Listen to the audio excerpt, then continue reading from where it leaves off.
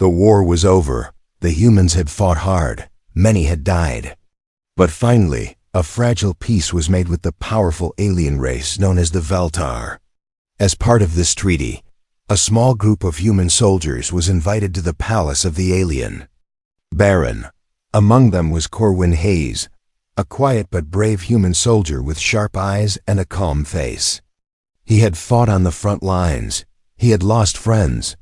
But he had never lost his humanity. Now he stood in the cold, golden hall of the Baron's palace, surrounded by tall alien guards. The air smelled like metal and old blood. Music played, but it was strange and sharp to human ears. Alien nobles watched from the sides, some laughing behind their hands. Then the Baron spoke. He was huge, almost 3 meters tall, with pale skin like glass and glowing red eyes. His voice was deep and cruel. "For your service in the war," the Baron said, "I offer you a gift, human." Corwin stayed still, confused. What kind of gift would an alien warlord offer? Then 2 servants rolled in a floating bed. On that bed lay a girl. She looked no older than 20. Her skin was soft violet, her eyes wide open but empty. Her limbs were thin and still. Tubes ran from her neck to a silver machine. She didn't move, not even a blink. "She is my daughter," the Baron said with a smirk. "She cannot walk. She cannot talk. She cannot even feed herself. She is useless to me." Gasps echoed through the room. "I give her to you," the Baron continued. "A pretty thing for you to clean, maybe talk to, if you like talking to statues." Laughter exploded from the alien crowd. Some clapped. One shouted, "What a perfect match for a human! A broken girl for a broken species." Corwin's fists tightened, but he said nothing. The Baron leaned close. "A gift, soldier. Take her, or insult your hosts." Corwin looked at the girl again. She stared at nothing, but something about her eyes caught him. They weren't dead. They were watching. He nodded.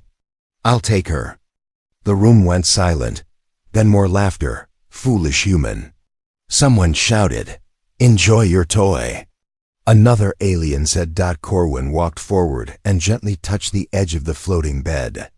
The girl's eyes moved, just a little, barely, but it was enough. Later, in his small room in the outpost far from the palace, Corwin sat beside her. The medical bots helped move her from the travel bed to a soft resting couch. He placed a warm blanket over her body. He didn't know her name. He had been given no file, no data, no information. Just a silent, paralyzed girl and cruel laughs. "I don't know what they did to you," Corwin said softly, "but I don't think you're nothing." Her eyes moved again. He leaned closer. "Can you hear me?" No answer. No blink, but a tear slowly rolled down her cheek. Corwin froze. His chest tightened. She was alive, feeling, trapped. "I'll take care of you," he whispered. "You're not a joke to me." He placed a soft pillow under her head and turned off the lights. That night, Corwin couldn't sleep. He kept looking at her. Her body didn't move, but he felt like she was watching him. At 2 a.m., the ship's lights flickered for a second. Then, a sound, very faint, like a whisper in the wind. Corwin sat up. What was that? He looked around. No one. Then he heard it again. This time it was clearer. In his mind, not his ears. A girl's voice, weak, soft, afraid. "Help me." He stood, heart racing. The girl on the couch hadn't moved. He knelt beside her. "Was that you? Did you speak to me?" Her lips didn't move.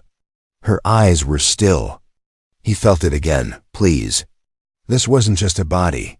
This was a mind. A voice crying from behind a wall, trapped, alone. Corwin clenched his jaw.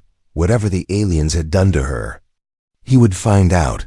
He would not walk away, because behind those silent eyes was a soul screaming to be free, and he was the only one who had heard it. At first, he thought it was just his imagination, but after the third night, Corwin knew something Wasn't right. Every time he turned away, he felt eyes on his back. Every time he blinked, he thought her head had moved just a little, but when he looked, her body was still. Perfectly still, too still. The alien girl, the Baron's daughter, hadn't spoken a word since he brought her back. She hadn't moved a muscle, but somehow, she felt present, alive in a way that was more than just breathing. Corwin started placing small objects in her room. A feather, a tiny mirror, a bead. Every morning, he checked their position. One night, the mirror was face down. The next day, the feather was gone, but later he found it under her fingers. Corwin stood beside her bed, confused. "Are you trying to tell me something?" Her eyes didn't move, but inside him, a strange feeling grew, like he was standing near a storm he couldn't see. On the fourth night, he did something different. He set up a small camera in the corner of the room. A basic motion tracker, just to be sure. He didn't expect it to catch anything, but in the morning, when he watched the footage, his blood ran cold. At 2:39 a.m., the camera shook for half a second. Then her fingers twitched. At 2:40 a.m., her head turned slightly toward the door. At 2:41 a.m., her lips moved, but no sound came out. Corwin paused the video, his eyes wide. She's awake, she's trapped. He leaned closer to the screen. He rewound and played the lip movement again. She mouthed just one word, cold. That same day, Corwin began studying the Veltar medical systems. He searched their ancient files, even hacked into restricted records. It was dangerous. If the Baron's people found out, he could be executed, but he didn't care, because now, this wasn't about some gift or joke. It was about a girl begging silently to live again. He found something strange in the archives. A rare condition among the Veltar called neural lockdown. It wasn't natural, it was forced. A mind trap.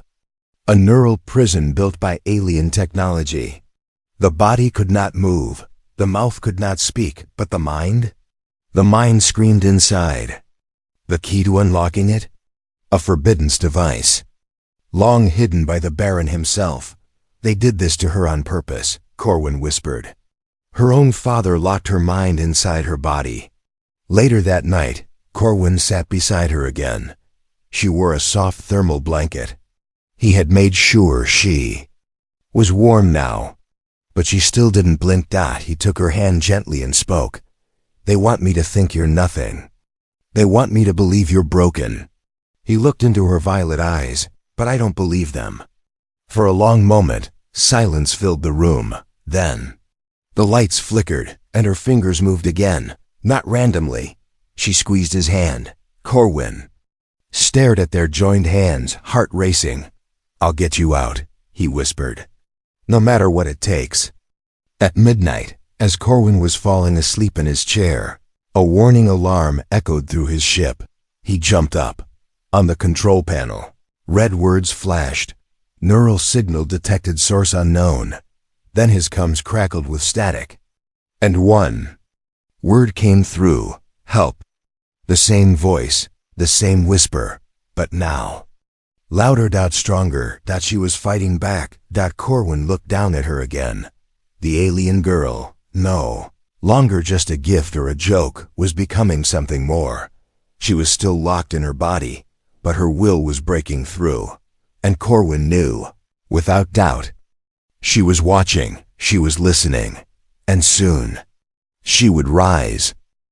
It began with a dream. Or maybe it was a memory. Corwin stood in the middle of a blue forest, trees glowing gently around him. Strange shapes moved in the distance, too quiet, too fast. The air felt thick, like breathing through water. Then he saw her. Zira. She was standing. No wires, no machines, no wheelchair. Just her, barefoot on the glowing grass, looking right at him. "Don't wake up yet," she said. Her voice was clear, strong. Corwin stepped forward. "Zira?" But before he could reach her, the trees bent backward, the light exploded, and he woke up gasping for breath. He sat up, sweat on his forehead. Across the room, Zira lay still in her bed, but the dream had felt too real. Not just a dream, a signal. That morning, Corwin made a choice. He opened the black case hidden in his private locker. Inside was something illegal. A human-issue neural link headset banned on most alien worlds. It let one mind enter another, dangerous, risky, not fully tested. But he had no time for rules. He placed one end on Zira's temple, the other on his own. "I'm coming to find you," he whispered. And then he pressed connect. Corwin's body fell limp, but his mind dropped through a tunnel of light and sound. When he opened his eyes again, he wasn't on his ship. He was inside her. The world around him was dark. Black walls, floating shards of light, a strange pressure in the air like heavy silence. He called out, "Zira?" No answer. He walked. With every step, he saw flashes her memories. A little girl flying between stars with her father. Teenager laughing beside alien friends. Then screams. Fire. Chains. A metal chair. Her father's voice.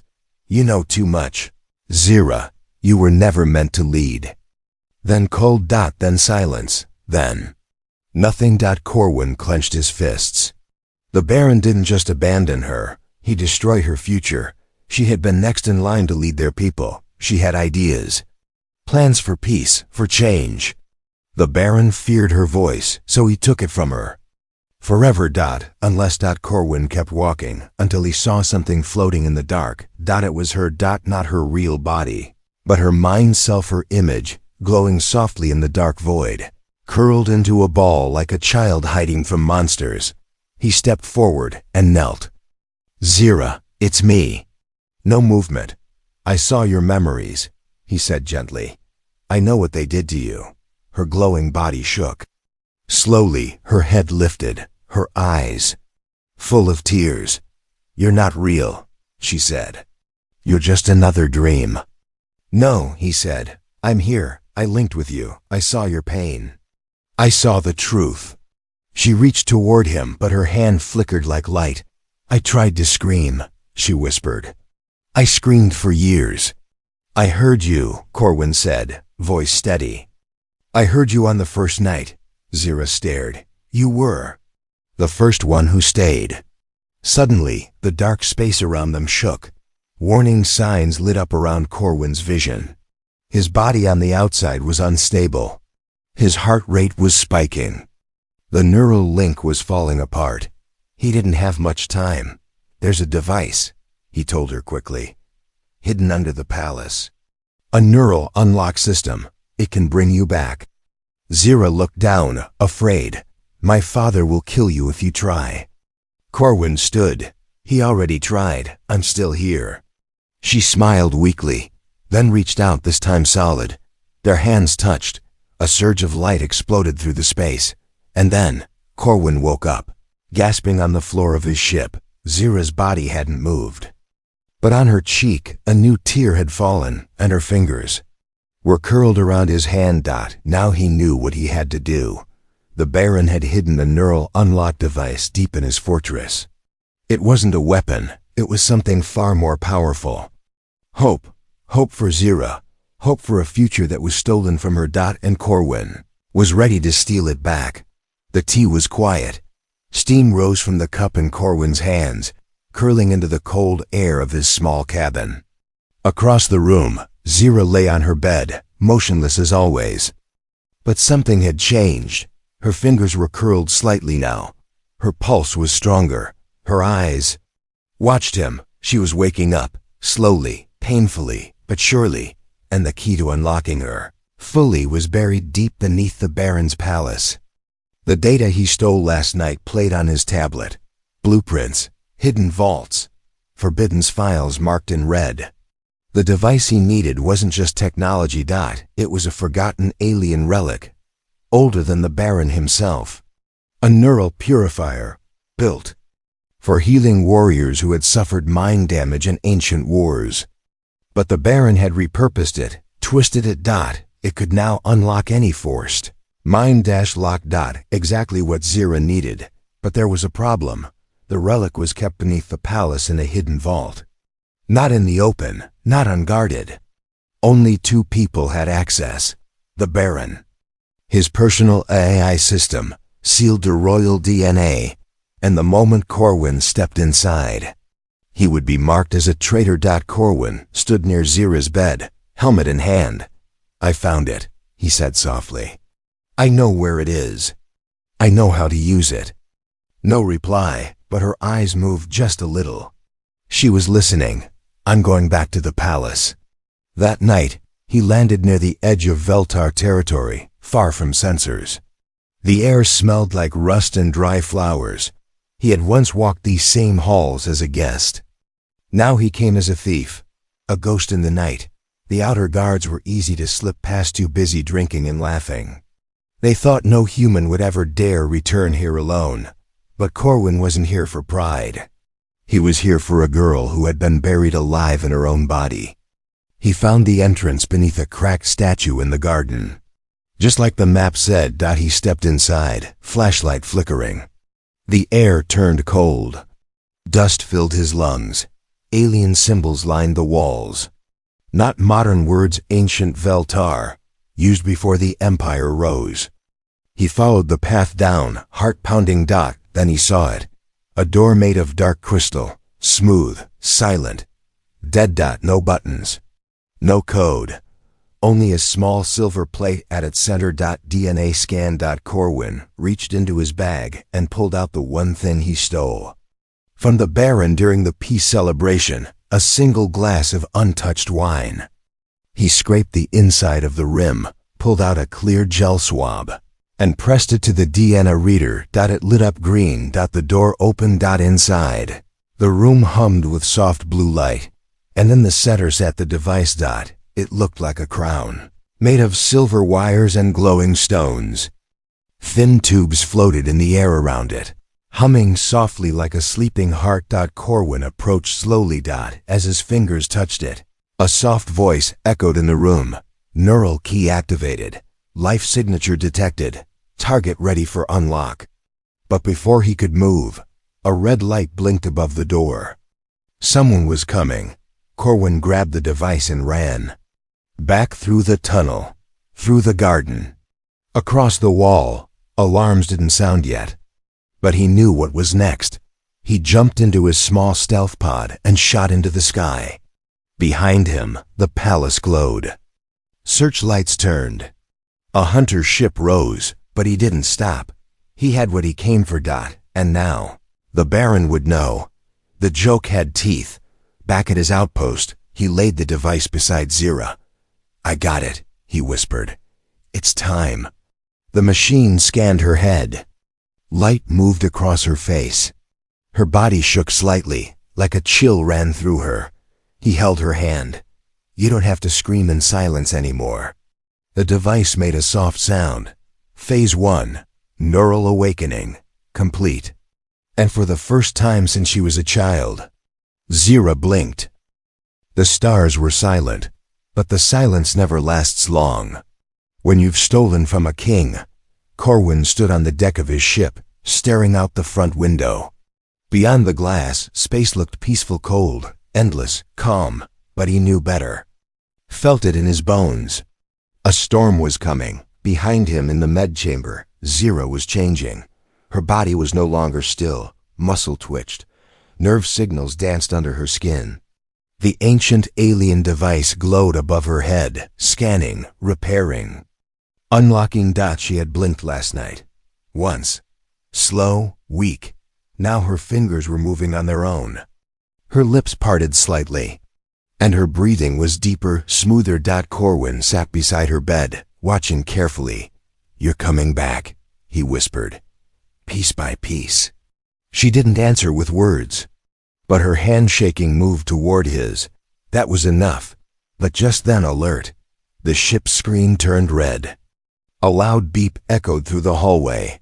Corwin jumped to his feet and ran to the cockpit. The system flashed a warning. Multiple ships detected. Origin Veltar Empire. Status armed. He cursed it under his breath. The Baron had found him, and he didn't just send guards. He sent hunters. Corwin flipped switches and started evasive flight. His small vessel wasn't built for war. It was a scout class, fast but fragile. One wrong hit and everything would end. He sped into the asteroid field nearby, trying to lose their lock. From the rear window, he saw the Baron's main gunship, a black, winged beast that looked more like a predator than a machine. It was gaining fast. Inside the med chamber, Zira's eyes fluttered open, not fully, not with control, but her mind was waking. And it was dreaming. In her vision, she saw her father cold, proud, cruel. She saw Corwin, his face calm, eyes kind, hand steady. And in that space between dream and thought, she made a choice. She would not go back, not to the chains, not to the silence. Never again. Outside, the chase grew violent. Blaster shots zipped past the ship, lighting up the dark like falling stars.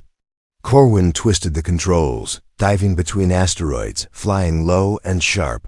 One blast hit the rear shield, sparks flew across the control panel. He shouted, "Hold together, girl. We're almost out." But deep down, he knew this couldn't last long. Then, suddenly another alarm. From the med-chamber. Corwin ran back, heart pounding. The device above Zira was glowing brighter than ever.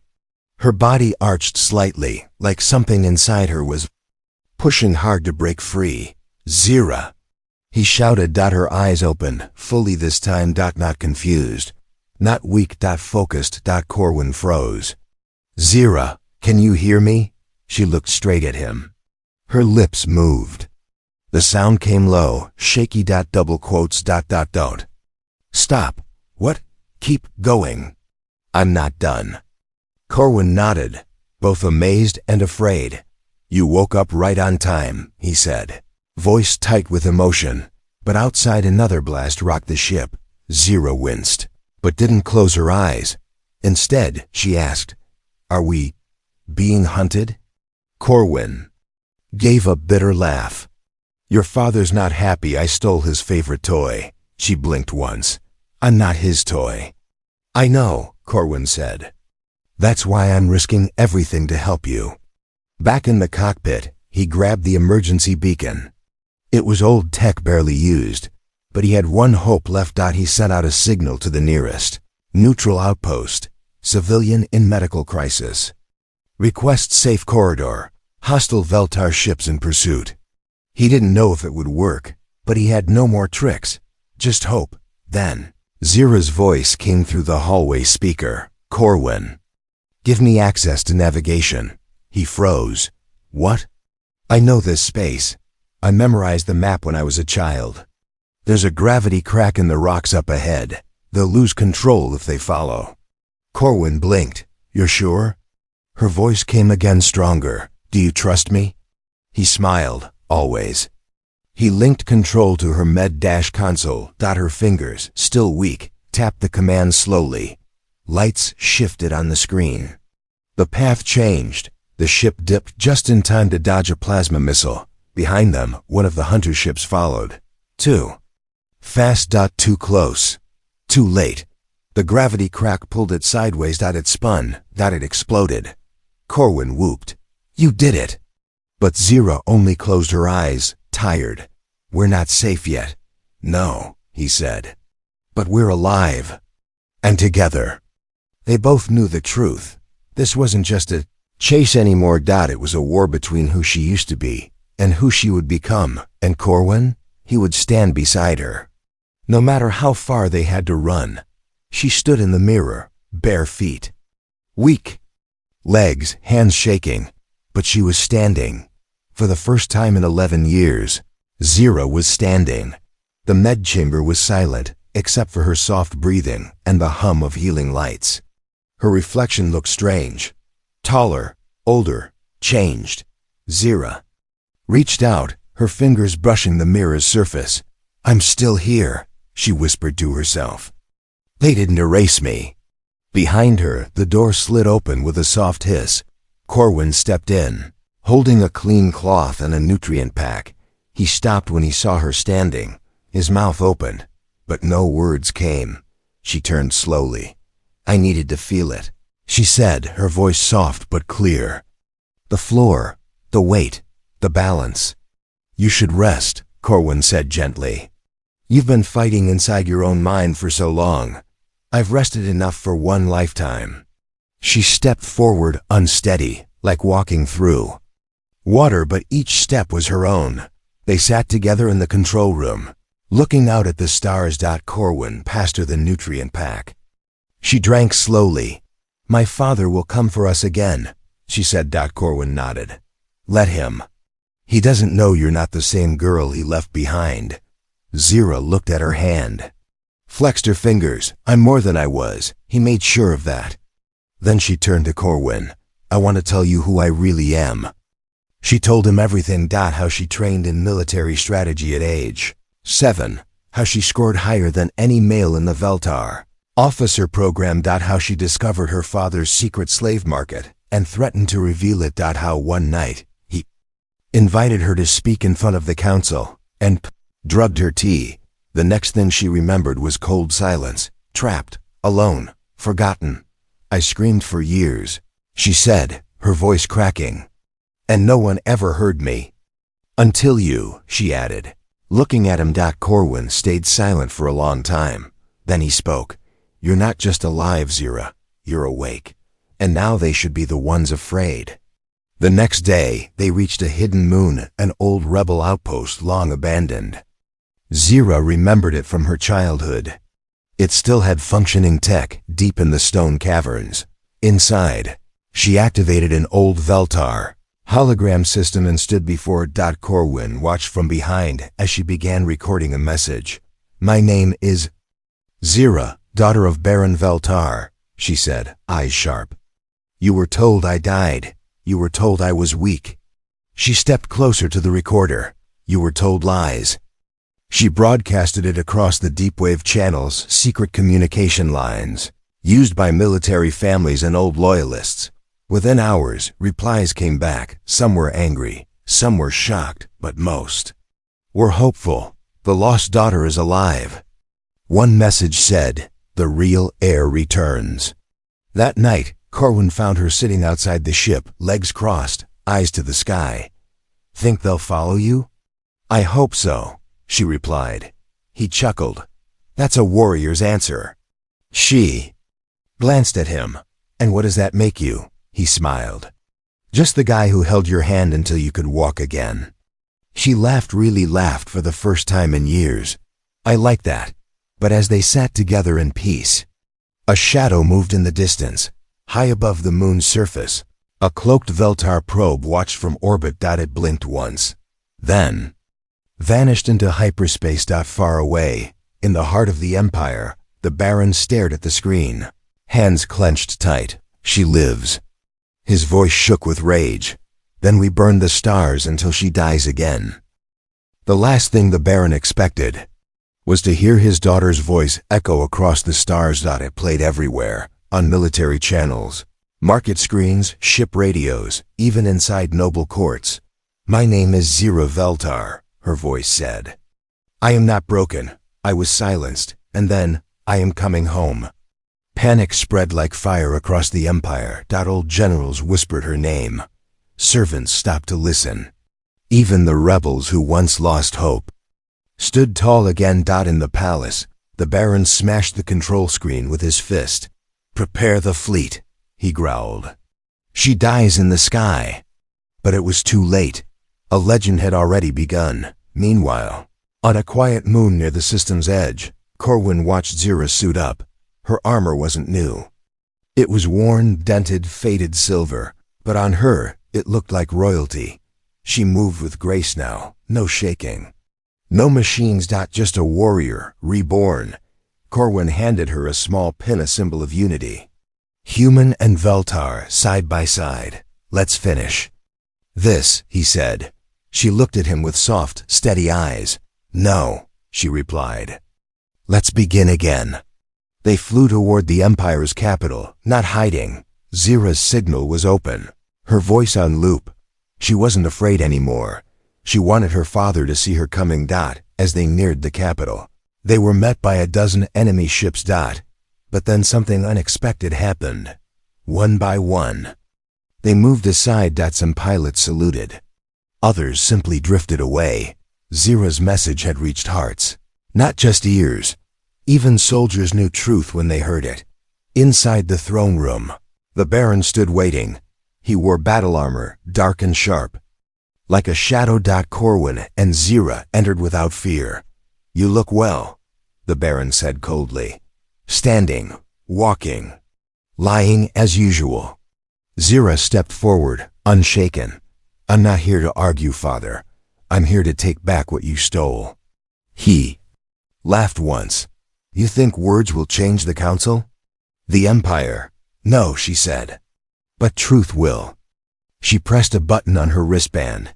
Suddenly, all around them, holograms lit up. Dozens of recordings, stolen documents, hidden footage, proof of the Baron's crimes, slavery, corruption, mindlock experiments.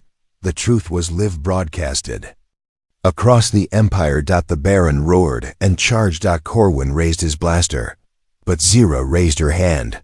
"No," she said. "He made me silent for years. Let me use my voice." She faced the man who locked her in darkness. "You called me weak, a joke, something broken." Her voice echoed through the hall. "But it was your fear that did all this. Your fear of my strength."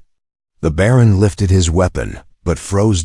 Because at that moment, the guards turned their weapons on him. One of them stepped forward. "She is the true voice of Veltar now."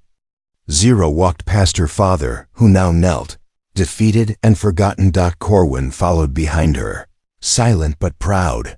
They didn't need revenge. They already had victory. Weeks later, Zira stood before the Galactic Council. She spoke with fire and calm like a leader born from pain. The council voted. The old rule fell. A new order began, one that welcomed both human and alien voices. That night, Corwin and Zira sat together once more, looking at the stars. "It's strange," she said softly. "He gave me away as a joke, thought I was useless." Corwin smiled. "And now?" Zira turned to him. Double quotes now. "I lead a galaxy." And somewhere out there, in the dark silence between stars, another young voice, forgotten and afraid, heard her message and whispered, "Maybe I can rise too."